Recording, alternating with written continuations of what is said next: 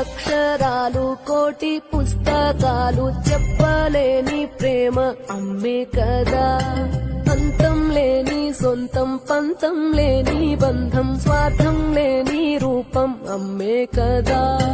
ఎంత నిండుగా నీడనిచ్చిన ఎండ తప్పని చెట్టే అమ్మ, కంటి నిండుగా నీరే పొంగిన రెప్పముయని చూపే అమ్మ.